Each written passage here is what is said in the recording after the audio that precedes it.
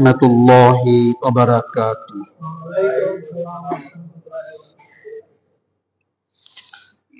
ইন্নাল হামদালিল্লাহ নাহমাদুহু ওয়া নাস্তাঈনুহু ওয়া নাস্তাগফিরুহ ونعوذ بالله من شرور أنفسنا ومن سيئات أعمالنا من يهده الله فلا مضل له ومن يضلل فلا هادي له ونشهد أن لا إله إلا الله وحده لا شريك له ونشهد أن سيدنا وسندنا وحبيبنا ومولانا محمدا عبده ورسوله الذي أرسله بالحق بشيرا ونذيرا وداعيا إلى الله بإذنه وسراجا منيرا أما بعد فأعوذ بالله من الشيطان الرجيم بسم الله الرحمن الرحيم يوم يجمع الله الرسول فيقول ماذا أجبتم قالوا لا علم لنا إنك أنت علام الغيوب صدق الله العظيم আলহামদুলিল্লাহ, সমস্ত প্রশংসা একমাত্র আল্লাহ তাআলার জন্য। আল্লাহ আমাদেরকে অশেষ মেহেরবানিতে আমাদের জুমার সালাত আদায়ের উদ্দেশ্যে মসজিদে উপস্থিত হওয়ার তৌফিক দিয়েছেন। এজন্য সকলেই আমরা আমাদের অন্তঃস্থল থেকে শুকরিয়া আদায় করে বলি আলহামদুলিল্লাহ।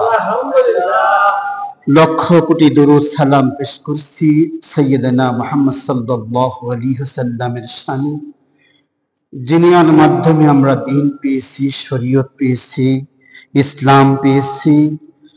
সেই মহান রাসূল সাল্লাল্লাহু আলাইহি ওয়াসাল্লামের শানে আমরা দরুদ পাঠ করে বলি আল্লাহুম্মা সাল্লি আলা মুহাম্মদ ওয়া আলা আলি মুহাম্মদ কামা সাল্লাইতা আলা ইব্রাহিম ওয়ালা আলি ইব্রাহিম ইন্নাকা হামিদুম মাজিদ। আলহামদুলিল্লাহ, আজকে জুমাতে আমরা একটি বিষয় নিয়ে আলোচনা করব, আলোচনা শুনবো আল্লাহ চাহিত। সেই বিষয়টি হচ্ছে ইহকাল, পরকাল। পরকালে আখিরাতে জবাবদিহিতা, আখিরাতের জবাবদিহিতার উপরে আমরা আজকে আলোচনা শুনবো আল্লাহ চাহিত ইনশাআল্লাহ। আখিরাত কি, আখিরাতে জবাবদিহিতা কেমন হবে, আল্লাহ রাব্বুল আলামিন আখিরাতে কি কি সওয়াল প্রশ্ন আমাদেরকে করবেন, সেই বিষয়গুলো সম্পর্কে আজকে আমরা জানবো ইনশাআল্লাহ। সম্মানিত হাজিরিন, ইহকাল, ইহকাল হচ্ছে দুনিয়ার এই জীবনটাকে ইহকাল বলা হয়। এই যে আমরা এখন বেঁচে আছি, এই যে আমরা হায়াতে বেঁচে আছি, এই যে দুনিয়ার কালটা আমরা অতিবাহিত করছি, এটাকে বলা হয় দুনিয়া। এটাকে বলা কি? দুনিয়ার কাল। দুনিয়ার সময়সীমা হচ্ছে এক একজনের জন্য এক এক রকম। দুনিয়ার সময়সীমাটা কি? এক একজনের জন্য এক এক রকম। কেউ ধরেন দুনিয়ার জীবন নিয়ে এসেছে 2 ঘন্টা, 2 ঘন্টা হায়াত নিয়ে এসেছে দুনিয়াতে। তো 2 ঘন্টা জন্মগ্রহণ করি, 2 ঘন্টা পরে ইন্তেকাল করেছে। তাহলে ওই ছোট্ট শিশুটার দুনিয়ার হায়াত কাল হচ্ছে 2 ঘন্টা। আরেকটা শিশু জন্মগ্রহণ করছে 5 ঘন্টা পরে, 2 দিন পর, 3 দিন পর ইন্তেকাল করেছে। অর্থাৎ লাগাইছে না, 10,000 টাকা দেবো বুঝছেন।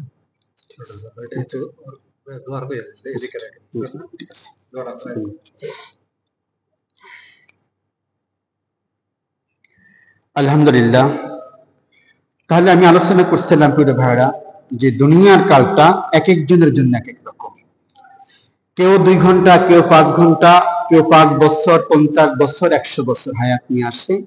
তাহলে দুনিয়ার কালটা এক একজনের জন্য এক এক সময়সীমা। পরকালটা কি? পরকাল হচ্ছে অনন্তকাল। যেই কালে শুরু আছে শেষ নাই, যার শুরু আছে শেষ নাই, যেটাকে বলে অনন্তকাল বলা হয়, যার অতীত নাই, যার ভবিষ্যৎ নাই, যেই কালের অতীত হয় না, যেই কালের ভবিষ্যৎ হয় না, অনন্তকাল, এর নাম হচ্ছে আখিরাত। তো প্রিয় ভাইরা, সে আখিরাতকে বিশ্বাস স্থাপন করতে হবে আমাদেরকে। মূলত যারা এই কথা বিশ্বাস করে যে ইহকাল আল্লাহর দেওয়া, ইহকালের নির্ধারিত সময় নিয়ে এসেছি, ইহকাল ছেড়ে আমাদেরকে পরকালে যেতে হবে, পরকালের কবরের আযাব আছে, হাসরের ময়দানে আমাদেরকে পুনরুত্থান করা হবে, এই কথাকে যারা বিশ্বাস করবে, কবরের আযাবকে যারা বিশ্বাস করবে, হাসরের ময়দানে আল্লাহর সামনে দাঁড়াতে হবে যারা বিশ্বাস করে, আল্লাহর সামনে দাঁড়িয়ে আল্লাহর কাছে আমাদের দুনিয়ার কর্ম সম্পর্কে হিসাব দিতে হবে যারা বিশ্বাস করে, যারা বিশ্বাস করে আল্লাহর হিসাবের মাধ্যমে পরকালে জান্নাত জাহান্নামে যেতে হবে, এই কথাগুলো যারা বিশ্বাস করে মূলত তারাই হচ্ছে মুমিন। যারা বিশ্বাস করে না তাদেরকে বলা হয় যারা অস্বীকার করে, পরকালকে অস্বীকার করছে।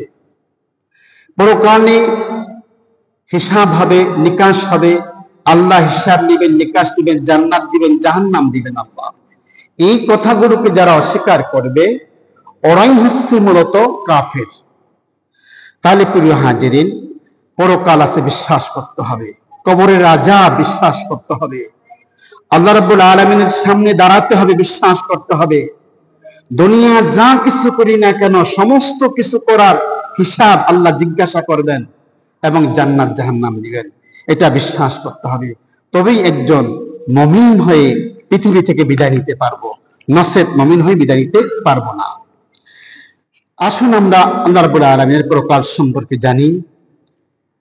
হাসরের ময়দান, হাসরের মাঠ, এই মাঠে আল্লাহ রাব্বুল আলামিন সমস্ত মানুষগুলোকে একত্রিত করবেন, জমা করবেন, জমা করে এরপরে মানুষের হিসাব নিকাশ ব্যবস্থা আল্লাহ করবেন হাসরের ময়দানে। ঠিক তারই অংশ হিসাবে হাসরের ময়দানে পৃথিবীতে যত নবী এসেছেন, যত রসুল এসেছেন, সমস্ত নবী রসুলগণদেরকে আল্লাহ হাসরের ময়দানে উত্তোলন করবেন, একত্রিত করবেন। হাসরের ময়দানে রসুলদেরকে একত্রিত করে আল্লাহ জিজ্ঞাসা করবেন, রসুলদেরকে জিজ্ঞাসা করবেন, হে নবীগণ, হে রসুলগণ, আপনি আপনার জাতির কাছে আমার সত্য দিনের যখন দাওয়াত দিয়েছেন, আপনার জাতির লোকেরা, আপনার উম্মতরা সেই সত্য দিন তারা গ্রহণ করছিল কিনা, সেই সত্য দিনের উপরে ঈমান এনেছিল কিনা, সেই সত্য দিনের উপরে চলছে কিনা। হে নবী রাসূলগণ, আপনারা যখন আপনার উম্মতের কাছে, জাতির লোকদের কাছে আমার দেওয়া জীবন বিধান তাদের কাছে নিয়ে গেছেন, সেই জীবন বিধান তারা গ্রহণ করছিল কিনা, সেই জীবন বিধানের উপরে তারা ঈমান এনেছিল কিনা, সেই জীবন বিধান অনুযায়ী জীবন পরিচালনা করছিল কিনা, সেই দিন আল্লাহ রাব্বুল আলামিন নবী রাসূলদেরকে জিজ্ঞাসা করবেন। এই জন্য আল্লাহ রাব্বুল আলামিন, আল্লাহ জাল্লে শানুহু তাআলা, আল্লাহ রাব্বুল আলামিন মানুষদেরকে বলছে, মানুষরা শুনো, তোমাদের কাছে যে নবীরা এসেছে, রাসূলরা এসেছে, তোমরা তাদের কথা শুনো। আল্লাহ নিজে বলছে তার বান্দাদেরকে, তোমাদের কাছে যে নবীরা এসেছে, যে রাসূল এসেছে, তাদের কথা শুনো। তারা তোমাদেরকে পরকালের ব্যাপারে তোমাদেরকে যে সাবধান করেছে, তোমরা পরকালের ব্যাপারে সাবধান হও। পরকালে তারা তোমাদেরকে, পরকালে হিসাব নিকাশ হবে, যে সংবাদ দিয়েছে সংবাদকে বিশ্বাস করো এবং এই সংবাদের উপরে, এই সংবাদকে তোমরা স্মরণ করো বেশি করে, যে না, আল্লাহর কাছে জবাবদিহি করতে হবে, আল্লাহর কাছে আল্লাহ প্রশ্ন করবেন, সেই জবাবদিহি করেই আমাদেরকে যেতে হবে। এই জন্য আল্লাহ রাব্বুল আলামিন নবী রাসূলদেরকে বলছেন, ইয়াউমা ইয়াজমাউল্লাহুর রাসূলা ফায়াকুলু মাযা আজিবতুম। হে রাসূলগণ, আপনাদের জিজ্ঞাসার পর আপনার উম্মতরা কি উত্তর দিয়েছে? আপনাদের জিজ্ঞাসার পর আপনার উম্মতরা আপনাদেরকে কি উত্তর দিয়েছে? তখন নবী রাসূলগণ ভয়ে সন্ত্রস্ত হয়ে কাল হাসরের ময়দানে এই কথা বলবে, ক্বালু লা ইলমা লানা ইন্নাকা আনতা আল্লামুল গুয়ুব। তারা বলবে ক্বালু লা ইলমা লানা, যে ও আল্লাহ, একমাত্র গায়েবের খবর আপনিই জানেন, এই ব্যাপারে আমাদের কোনো জ্ঞান নাই, কোনো জ্ঞান নাই। একজন মানুষ আল্লাহর প্রতি ঈমান আনছে কিনা, এই ঈমানটা হচ্ছে অন্তরের বিষয়, এটা বাহ্যিক বিষয় না। ঈমানটা, বিশ্বাসটা, এটা কিসের বিষয়? এটা অদৃশ্য বিষয়। একজন মানুষ প্রকৃতপক্ষে আল্লাহর প্রতি ঈমান আনছে কিনা, এই অদৃশ্য বিষয়টা সম্পর্কে আল্লাহর নবীরা বলছেন লা ইলমা লানা, এই ব্যাপারে আমাদের কোনো জ্ঞান নাই। আসলে এরা আমাদের আনিত দিন, আমাদের দাওয়াতি দিন, দাওয়াতি জীবন ব্যবস্থায় এরা আন্তরিকভাবে গ্রহণ করছে কিনা, বিশ্বাস করছে কিনা, সত্য হিসাবে স্বীকার করছে কিনা, এটা অদৃশ্যের এক বিষয়। এই অদৃশ্য বিষয়টা একমাত্র আল্লাহ আপনি জানেন, তা আমরা জানি না। আল্লাহ নবীরা সেদিন কিয়ামতের ময়দানে, হাসরের ময়দানে এই কথা বলবেন। ধরেন আমাদের রাসূল অনেক আগে চলে গেছেন, এখন যারা আমরা ঈমান আনছি, আমাদের ঈমান আনার ব্যাপারে আল্লাহ রাসূলরা দেখেন না, জানেন না। আল্লাহ রাসূলের কাছে আমরা কি অদৃশ্য, আজকে এখন আমরা অদৃশ্য। এই জন্য আল্লাহ রাসূল বলছেন এই অদৃশ্যের বিষয়টা মূলত আপনি ভালো জানেন। আল্লাহ নবীরা বলবেন এই ব্যাপারে আমরা জানি না, অদৃশ্যের ব্যাপারে। তাহলে সম্মানিত হাজিরিন, কি জানলাম? যে আল্লাহ নবীদেরকেও আল্লাহ জিজ্ঞাসা করবেন উম্মতের ব্যাপারে, উম্মতরা দিন গ্রহণ করছে কিনা, দিন মানছে কিনা। এবং দেখেন যে আন্তরিক যে বিষয়টা, সেটা হচ্ছে রাসূল সাল্লাল্লাহু আলাইহি সাল্লাম যখন নামাজ পড়াতেন, 5 ওয়াক্ত নামাজ, আল্লাহর নবীজির পিছনে একজন মুনাফিক ছিল, তিনি 5 ওয়াক্ত নামাজ পড়তেন আল্লাহর নবীজির পিছনে। কিন্তু ওই লোকটা যে মুনাফিক আল্লাহ রাসূল জানতেন না। আল্লাহ রাব্বুল আলামিন একটা পর্যায়ে আল্লাহ রাসূলকে জানিয়ে দিলেন, রাসূল, আপনার পিছনে অমুক লোকটি 5 ওয়াক্ত নামাজ পড়ে, আসলে ও মুমিন না, ও কি, ও মুনাফিক। আল্লাহ নিজে আল্লাহ রাসূলকে জানিয়ে দিলেন। আল্লাহ যতক্ষণ না জানাইছেন, ততক্ষণ না আল্লাহ রাসূল জানতো যে লোকটা মুনাফিক, জানতো না। আল্লাহ জানাইছেন বিধায় আল্লাহ রাসূল জানছে যে আল্লাহ রাসূলের পিছনে এই নামক মুনাফিকটা 5 ওয়াক্ত নামাজ পড়ে।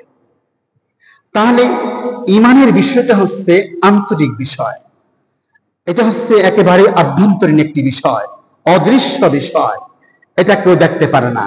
এজন্য নবী রাসূলরা বলছেন এই বিষয়গুলো, বাহ্যিক বিষয়গুলো আমরা বলতে পারবো, কিন্তু অদৃশ্যের বিষয়গুলো আল্লাহ আপনি ভালো জানেন, আমরা এই ব্যাপারে কিছুই জানি না। আল্লাহ আমাদেরকে বোঝার জন্য তৌফিক দান করুন, আমিন। সম্মানিত হাজিরিন, আমরা এই কথা বিশ্বাস করি মৃত্যুর পরে আমাদের হিসাব নেওয়া হবে। তো হিসাব দেওয়ার জন্য আমাদেরকে প্রস্তুত থাকতে হবে। 2টা জায়গায় আমাদেরকে মোকাবেলা করতে হবে হিসাব দেওয়ার জন্য। কয়টা জায়গায়? 2টা জায়গায়। প্রত্যেকটা মানুষকে তার হিসাবের জন্য 2টা জায়গায় মোকাবেলা করতে হবে। 2 জায়গায় তার হিসাব নেওয়া হবে। এক জায়গা হচ্ছে কবর, প্রথমটা কি? কবর। আরেকটি জায়গা হচ্ছে হাসরের ময়দান। এই 2 জায়গায় মানুষকে হিসাবের জন্য, মোকাবেলার জন্য প্রস্তুত থাকতে হবে। প্রথম যাওয়ার পরে কবরে আল্লাহ হিসাব নেবেন। এরপরে হাসরের ময়দান, 2টা জায়গা আছে। মানুষ ইন্তেকাল করলে আমরা কি করি? আত্মীয় স্বজন সবাই মিলে কবরে রেখে আসি। কবরে রেখে যখন আত্মীয় স্বজনরা কবরস্থান ছেড়ে বাড়ির দিকে রওনা দেয়, আল্লাহর রাসূল সাল্লাল্লাহু আলাইহি সাল্লাম বলছেন 2 জন ফেরেশতা কবর হাজির হয়ে যায়। কয়জন? 2 জন ফেরেশতা। আল্লাহ রাসূল বলছেন এমন সময় হাজির হয়, তখনও আত্মীয় স্বজনরা কবরস্থান ছেড়ে যখন বাড়ির দিকে ফিরছে, আত্মীয় স্বজনদের জুতার আওয়াজ কবর থেকে শোনা যাচ্ছে। এমন মুহূর্তে, এমন সময়, অর্থাৎ কবরস্থানে রেখে আত্মীয় স্বজনরা আসার যে দূরত্ব, সেই দূরত্বের কথা বলা হচ্ছে, খুব দূরে না, মাত্র জুতার শব্দ শোনা যাচ্ছে। এরই মধ্যে 2 জন ফেরেশতা হাজির হয়ে যায়। হাজির হয়ে তিনটি প্রশ্ন করবেন। কয়টা প্রশ্ন?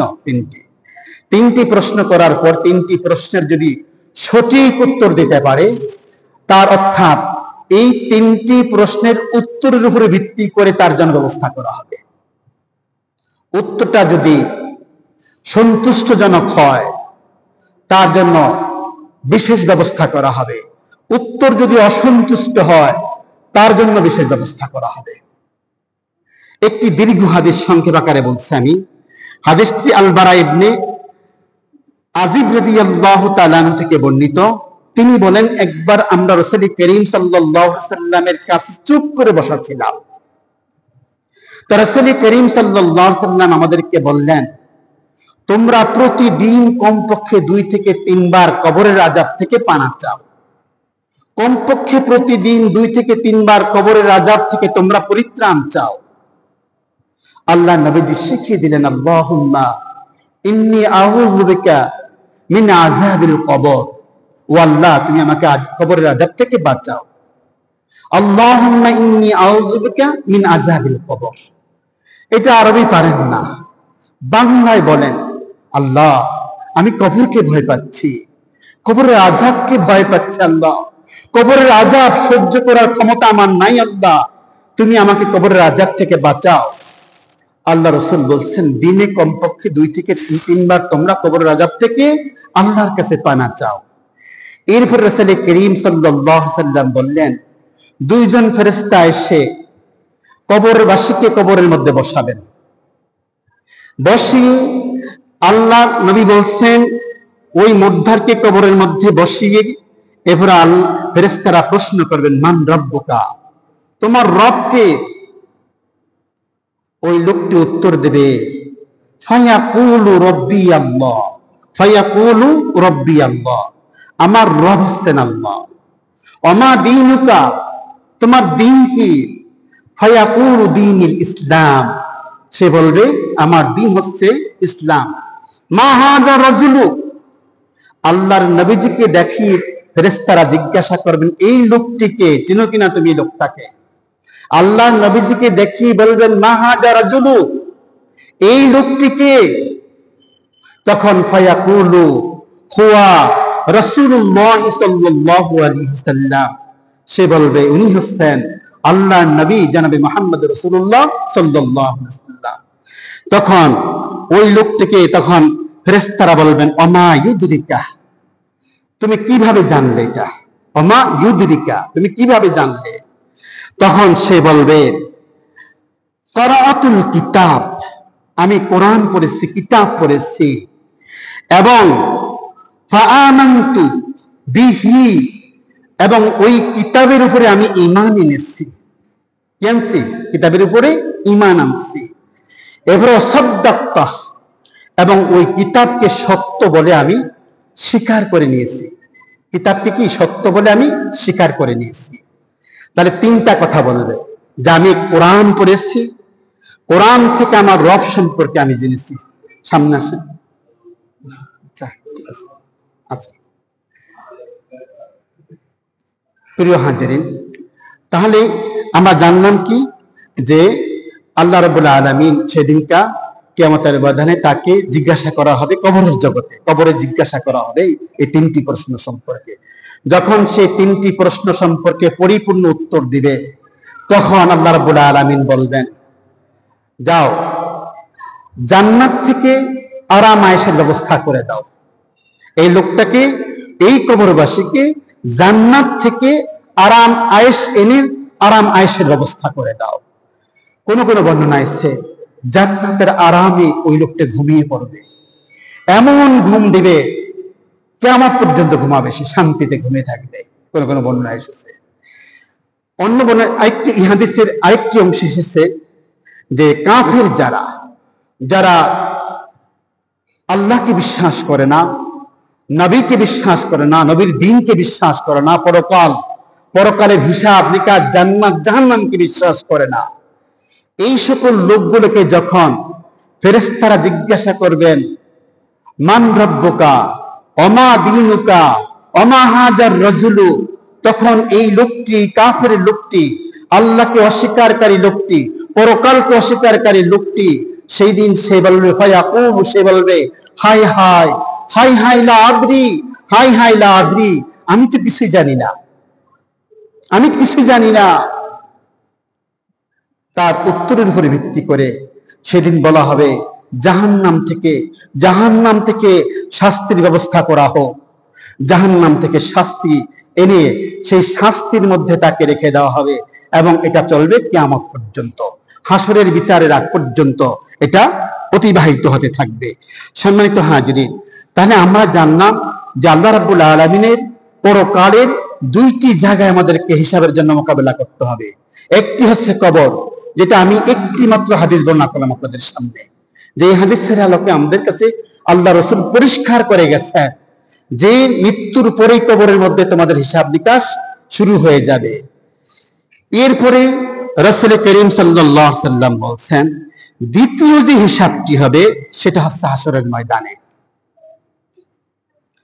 হাসরের ময়দানে আল্লাহ রাব্বুল আলামিন সমস্ত মানুষকে একত্রিত করবেন, সমস্ত মানুষ একত্রিত করবেন হাসরের ময়দানে। সেই দিন আল্লাহ রাসূল বলছেন, মানুষের শরীরে কোনো পোশাক থাকবে না, উলঙ্গ থাকবে মানুষগুলো, মানুষের পায়ে জুতা থাকবে না, মানুষগুলো খতনাবিহীন থাকবে। আয়েশা সিদ্দিকা রাদিয়াল্লাহু আনহা নবীজিকে বললেন, ইয়া রাসূলুল্লাহ, একজন তো আরেকজনের দিকে তাকাবে। আল্লাহর নবীজি বললেন, আয়েশা, তুমি জানো না হাসরের ময়দানের কি ভয়ঙ্কর হবে, কি ভয়াবহতা হবে হাসরের ময়দান, হাসরের ময়দানের চিত্র কত ভয়ঙ্কর হবে যে তুমি জানো না। এত ভয়ঙ্কর হবে যে মানুষগুলো একজন আরেকজনের দিকে তাকাবে, এই চিন্তা, এই অনুভূতি মানুষের মাথার মধ্যে থাকবে না। আল্লাহু আকবার, আল্লাহু আকবার। এত ভয়াবহ, এত জটিল একটা অবস্থা হাসরের ময়দানে থাকবে। প্রিয় হাজিরিন, আল্লাহ নবীজি বলছেন, সূর্যটা মাথার কাছে চলে আসবে, মানুষ এত ঘামাতে থাকবে, মানুষের শরীর থেকে এত পানি ঝরতে থাকবে, পানিতে বন্যার মতো হয়ে যাবে। সেই বন্যার মধ্যে দাঁড়িয়ে মানুষ চিৎকার করে থাকবে, আল্লাহ, হাসরের ময়দানের বিচার শুরু করে দাও, আর সহ্য হচ্ছে না, তুমি বিচার শুরু করে দাও, বিচারে যাই হোক, কিন্তু হাসরের ময়দানে আর দাঁড়িয়ে থাকতে পারছি না, বিচার শুরু করো। বিচারের দেরি দেখে মানুষগুলো সেদিন আদম আলাইহিস সালামের কাছে যাবে, যে আদম আলাইহিস সালাম, আপনি তো আমাদের আদি পিতা, আপনি তো আমাদের কি পিতা, সুতরাং আপনি আল্লাহর কাছে অনুরোধ করেন, আল্লাহ যেন আমাদের বিচার কাজটা শুরু করে দেয়। মানুষগুলো নূহ আলাইহিস সালামের কাছে যাবে, ইব্রাহিম আলাইহিস সালামের কাছে যাবে, মূসা আলাইহিস সালামের কাছে যাবে, তারা অস্বীকার করবে। সর্বশেষ মানুষগুলি বিশ্বনবী জনাবে মুহাম্মদ রাসূলুল্লাহ সাল্লাল্লাহু আলাইহি সাল্লামের কাছে যাবে। মানুষগুলো যখন আল্লাহর নবীজির কাছে যাওয়ার পরে আল্লাহর নবীজির শাফায়াতে আল্লাহ রাব্বুল আলামিন হাসরের ময়দানের বিচার কাজ শুরু করবেন। কার? আল্লাহর নবীজির শাফায়াতের মাধ্যমে। কোন নবী? সব নবীরা অস্বীকার করবে। আদম আলাইহিস সালাম, নূহ আলাইহিস সালাম, মূসা, ইব্রাহিম সবাই অস্বীকার করবে। যখন মানুষগুলো আল্লাহর নবী মুহাম্মদ সাল্লাল্লাহু আলাইহি সাল্লামের কাছে যে অনুরোধ করবেন, আল্লাহর নবী আল্লাহর নবীর শাফায়াতে আল্লাহ রাব্বুল আলামিন হাসরের ময়দানের বিচার কাজ শুরু করবেন। সম্মানিত হাজিরিন, আল্লাহ রাব্বুল আলামিন সেই দিন বিচার কাজ যখন তিনি শুরু করবেন, সেই বিচারের কাজটা আমাদের কেমন হবে সেটার বিষয়ে আমি আপনাদের সামনে আলোচনা করব। আল্লাহ আমাদের সবাইকে তৌফিক দান করুন, আমিন। হিসাব নিকাশটা কেমন হবে দেখেন। প্রথম হবে, মানুষকে আসামি হয়ে আল্লাহর সামনে দাঁড়াতে হবে। আল্লাহর সামনে দাঁড়াবে। আল্লাহ হবেন মালিক ইয়াউমিদ্দিন, আল্লাহ হবেন সেই দিনের মালিক, আল্লাহ হবেন সেই দিনের একমাত্র বিচারক, আর বান্দা হবে সেই দিনের আসামি। আল্লাহর সামনে বান্দা দাঁড়াবে বিচারের জন্য। সেই দিন বান্দার জন্য কোনো সাহায্যকারী থাকবে না, কোনো সাহায্যকারী থাকবে না। তবে হাদিস শরীফ এসেছে একটা সাহায্যকারী থাকবে। সেটা কি জানেন? কিয়ামতের ময়দানে যখন আল্লাহর সামনে বান্দার বিচার কার্য শুরু হবে, বান্দার জন্য কোনো সাহায্যকারী থাকবে না। সেই দিন বিচারের ক্ষেত্রে একটা মাত্র সাহায্যকারী থাকবে বান্দার জন্য। সেটা কি? দুনিয়াতে বান্দা যা কিছু নেক আমল করে গেছে, যা কিছু ভালো আমল করে গেছে, যা কিছু সওয়াব আমল করে গেছে, এই নেক আমল, ভালো আমল, সওয়াবের আমলটাই কাল হাসরের ময়দানে তার বিচারের তার সঙ্গী হয়ে সাহায্যকারী হিসেবে থাকবে। বলেন সুবহানাল্লাহ, সুবহানাল্লাহ। তাহলে আমরা কি জানলাম? আল্লাহর সামনে যখন আপনার আমার বিচার কাজ শুরু হবে, আপনার আমার কোনো সাহায্যকারী থাকবে না, একমাত্র সাহায্যকারী থাকবে এই দুনিয়ার মধ্যে আপনি আমি যা কিছু ভালো আমল করে যাব, যা কিছু নেক আমল করে যাবে, এটি আপনার সঙ্গী হয়ে থাকবে, এটি আপনার সাথী হয়ে থাকবে, এই নেক আমলটাই আপনার সাহায্যকারী হয়ে থাকবে। আল্লাহ আমাদেরকে দুনিয়ার হায়াতেই বেশি বেশি করে নেক আমল করে যাওয়ার জন্য আল্লাহ আমাদের সবাইকে তৌফিক দান করুন। সম্মানিত হাজিরিন, অনেক মানুষ আছে তারা যদিও মুসলমান দাবি করে, অন্তর থেকে, অন্তরের জায়গা থেকে তারা পরকালকে বিশ্বাস করে না। এরকম লোক আছে কি না? আছে। মুসলমান মৃত্যুর পরে কবরের আযাবকে বিশ্বাস করে না, এরকম লোক আছে।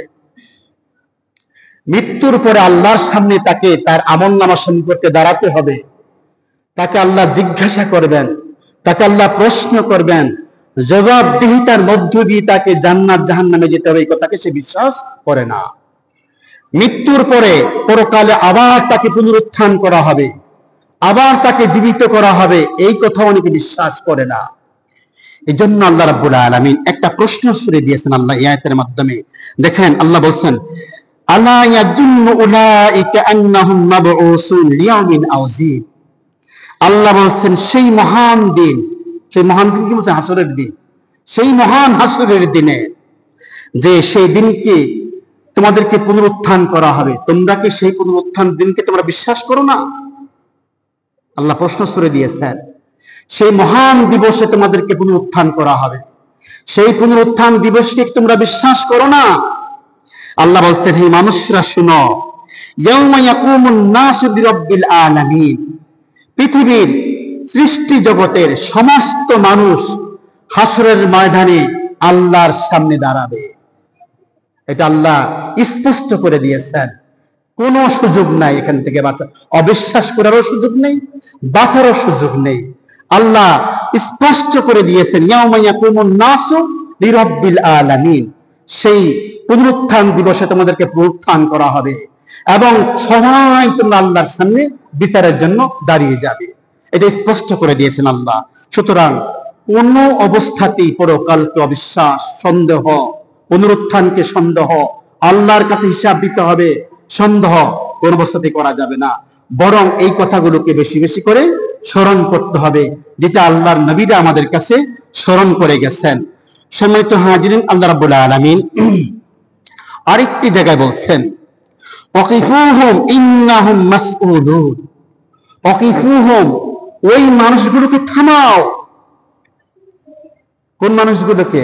আল্লাহ বলছেন ওই মানুষগুলোকে থামাও, তাড়াতাড়ি থামাও। এক শ্রেণীর মানুষ আছে দুনিয়াতে এমন ভাবে চলাফেরা করে, এমন ভাবে জীবন যাপন করে, ওর যে মৃত্যু হবে এটা সে মনে হয় না, ওর চলাফেরা আচার আচরণে বোঝা যায় না যে ওর মৃত্যু হবে, মৃত্যুবরণ করতে হবে, কোথাও বোঝা যায় না। তার চলাফেরা, কথাবার্তা, কোনো কাজে বোঝা যায় না। মৃত্যুর পরে কবর আযাবকে সে ভয় করে, বোঝা যায় না। মৃত্যুর পরে কবর আযাব হবে এই কথা সে ভয় করে না। মৃত্যুর পরে পুনরুত্থান হবে, আল্লাহর সামনে দাঁড়াতে হবে, আল্লাহর সামনে জবাবদিহিতা করতে হবে, জান্নাত জাহান্নামে যাবে, এই কথাকে সে ভয় করে না। এমন ভাবে দুনিয়াতে চলাফেরা করে।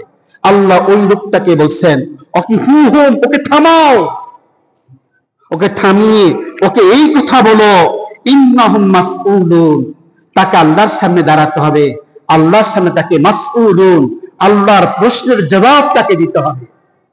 আল্লাহর প্রশ্নের জবাব না দেওয়া পর্যন্ত এক চুল পরিমাণ অগ্রসর সে হতে পারবে না। এই কথাটা ওকে বুঝাও, ওকে থামাও এবং থামিয়ে বুঝাও, ভাই এভাবে চলো না, এইভাবে দাম্ভিকতা দেখাও না ভাই, তুমি থামো, তোমাকে মৃত্যুবরণ করতে হবে, তোমার জন্য কবর আযাব আছে ভাই, তোমার জন্য পুনরুত্থান আছে, হিসাব আছে, নিকাশ আছে, জান্নাত আছে, জাহান্নাম আছে, তুমি থামো ভাই, তাকে থামাও। এই কথা আল্লাহ বলেছেন। আল্লাহ রাব্বুল আলামিন বলছেন, বালহুম আল ইয়াউমা মুস্তাসলিমুন। সেই দিন এমন এক ভয়াবহ দিন হবে, সমস্ত মানুষগুলো সেদিন আল্লাহর কাছে আত্মসমর্পণ করবে। মানুষ আত্মসমর্পণ করা ছাড়া কোনো উপায় মানুষের থাকবে না, কোনো পথ থাকবে না। সবাই সেদিন আত্মসমর্পণ করবে আল্লাহর কাছে। আল্লাহ রাব্বুল আলামিন আমাদেরকে বোঝার জন্য তৌফিক দান করুন, আমিন। সম্মানিত হাজিরিন, কিয়ামতের হাসরের ময়দানে আল্লাহ রাব্বুল আলামিন বিচার কাজটা কিভাবে শুরু করবেন? প্রথমে বান্দার আমলনামার খাতাটা আল্লাহ বান্দার হাতে দিবেন। যে হাজাল কিতাব ইকরা কিতাবাকা, ইকরা হাজাল কিতাবাকা, এটা তোমার কিতাব, তুমি তোমার আমলনামা পড়ো। আমলনামা পড়তে দিবেন। ওই লোকটা আমলনামা পড়ে আশ্চর্য হয়ে যাবে। আশ্চর্য হয়ে বলবে যে ইয়া ওয়াইলাতানা মা লা হাজাল কিতাব, ইয়া ওয়াইলাতানা মালি হাজাল কিতাব। সে আশ্চর্য হয়ে বলবে মা হাজিল কিতাব, এটা কেমন কিতাব, এটা কেমন কিতাব। ইউগাদিরু সগীরাতান আও কাবীরাতান, যে এটা এমন কিতাব আমি দুনিয়াতে যা শুরু শুরু করেছি তাও লেখা আছে। এটা এমন এক কিতাব দুনিয়াতে আমি যা বড় বড় কাজ করেছি তাও লেখা আছে।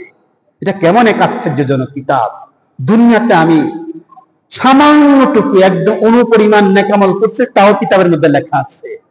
আবার আমি অনুপরিমাণ গুনার কাজ করেছি সেই কথাটাও কিতাবের মধ্যে লেখা আছে।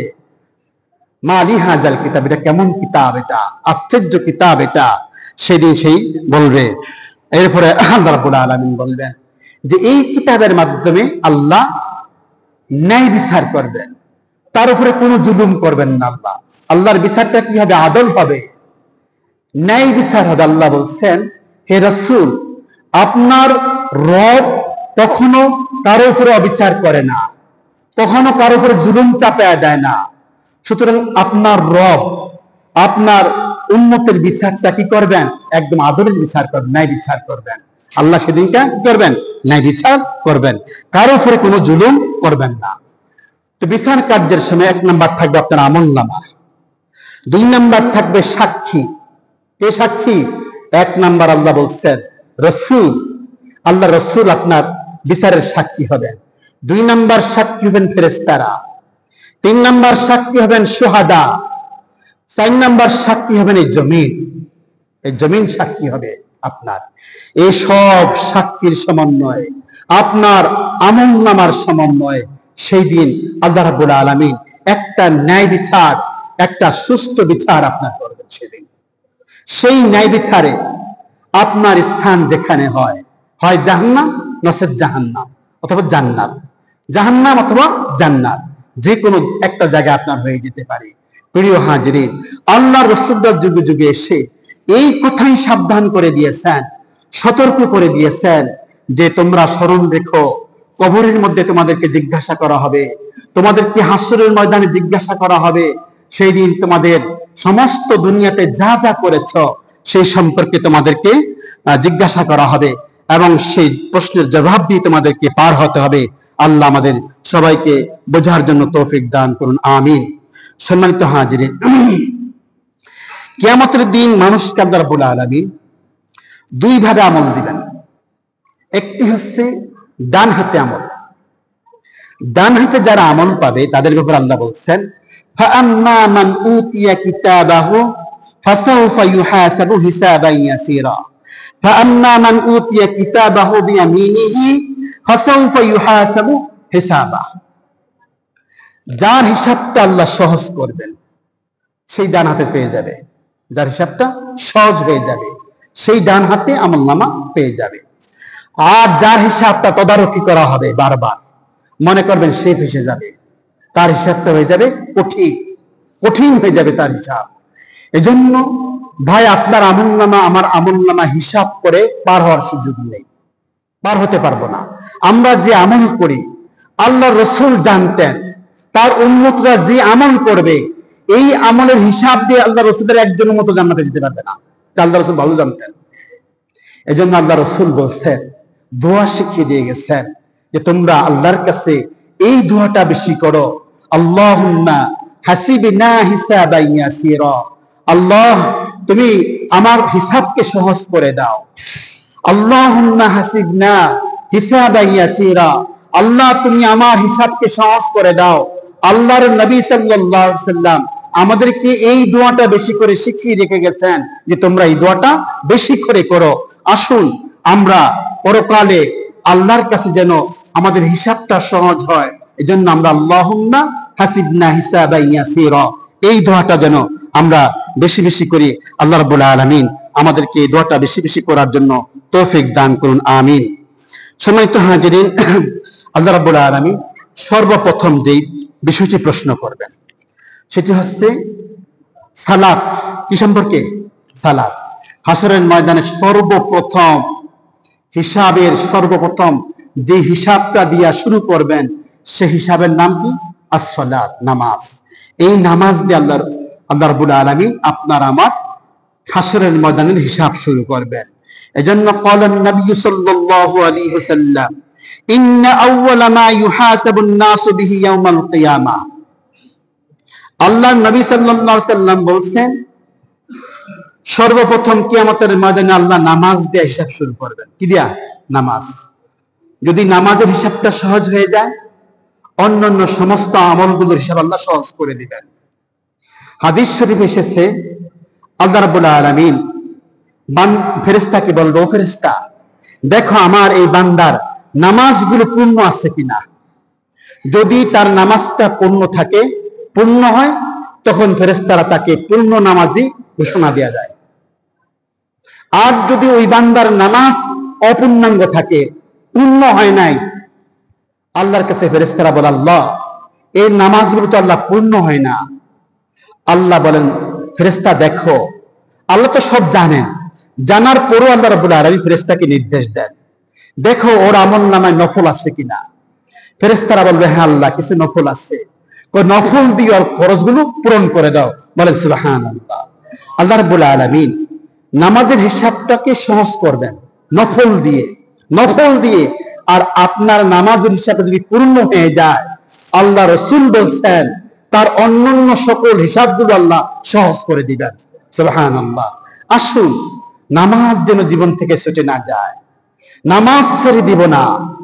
যত কষ্টই হোক না কেন 5 ওয়াক্ত নামাজ পড়ব, কারণ এই নামাজ আপনার হাসরের ময়দানের প্রথম হিসাবকে সহজ করে দিবে। যেই সহজ হিসাব আপনাকে অন্যান্য আমলগুলো সহজ করে দিবে, হিসাবটা সহজ করে দিয়ে আল্লাহ হতে পারে এই নামাজের উসিলায় আল্লাহ আপনাকে জান্নাতে পৌঁছে দিতে পারেন। এই জন্য আসুন আমরা নামাজ ছেড়ে দিব না, নামাজটা আমরা অবশ্যই পড়ব। 2 নম্বর প্রশ্ন করবেন আল্লাহ রাব্বুল আলামিন শিরক সম্পর্কে। কি সম্পর্কে? শিরক। এক শ্রেণীর লোক আছে, দেখেন মানুষ 3টা জিনিস দিয়ে আল্লাহর সঙ্গে শিরক করে। একভাবে দৈহিকভাবে আল্লাহকে দেহ দিছে, দেহটা কার? আল্লাহ। আল্লাহর প্রাপ্ত দেহ দিয়ে আল্লাহর সঙ্গে শিরক করে। 2 নাম্বার কি দেয়? টাকা পয়সা দেয় আল্লাহ, ধন সম্পদ দেয়। মানুষ ধন সম্পদ দিয়ে আল্লাহর সঙ্গে শিরক করে। 3 নাম্বার মানুষের চিন্তা শক্তি, বুদ্ধিমত্তা। এই বুদ্ধিমত্তা চিন্তা শক্তি দিয়ে মানুষ আল্লাহর সঙ্গে শিরক করে। এক জায়গায় গেছে, যায় দেখে বিরাট বট গাছ। আরে এত বড় বট গাছ, এত বড় আয়োজন, হাজার হাজার মানুষ, সেখানে বিশেষ ব্যবস্থা। কেউ সেজদা করছে, কেউ তপস্যা করছে, কেউ খাওয়ার আয়োজন করছে, কেউ গানের আয়োজন করছে। খুব মজার জায়গা। তো এখানে মনে কিছু আছে, যেহেতু এত বিরাট বট গাছ, আবার বিশাল আয়োজন, বিশাল ব্যবস্থাপনা, আমিও শরিক হই। তখন ওই লোকটা দৈহিকভাবে শরিক হয়, অর্থনৈতিকভাবে শরিক হয় এবং তার বুদ্ধিমত্তা দেয়া শরিক হয়। এই সব দিয়া শিরকে লিপ্ত হয়ে যায়। সেদিন আল্লাহ জিজ্ঞাসা করবেন, আল্লাহ শিরক সম্পর্কে জিজ্ঞাসা করবেন। এজন্য প্রিয় হাজিরিন, অনেকেই ফেরেশতাকে কি বলে জানেননি? আল্লাহর কন্যা বলে। পৃথিবীতে এক শ্রেণীর লোক ফেরেশতাদেরকে আল্লাহর কন্যা বলে। হযরতে ঈসা আলাইহিস সালামকে আল্লাহর পুত্র বলে কিনা? কোন জাতি আল্লাহকে দেবতা বানাইয়া আল্লাহর একটা স্ট্রাকচার বানায় মাটি দিয়া, সে দেবতার পূজা করে। আল্লাহ রাব্বুল আলামিন বলছেন কাল কিয়ামতের ময়দানে, হাসরের ময়দানে আল্লাহ জিজ্ঞাসা করবেন যে তুমি যে ফেরেশতাদেরকে আল্লাহর কন্যা বলেছ, আল্লাহ সেই ফেরেশতাদেরকে তুমি দেখছো কিনা? আল্লাহ আমি তো দেখি না, আল্লাহ দেখি না। আল্লাহ যে ঈসা আলাইহিস সালামকে পুত্র বানাইছে, পুত্র ঘোষণা করছে, তুমি সেটা দেখছো কিনা? বল না, তাও জানি না।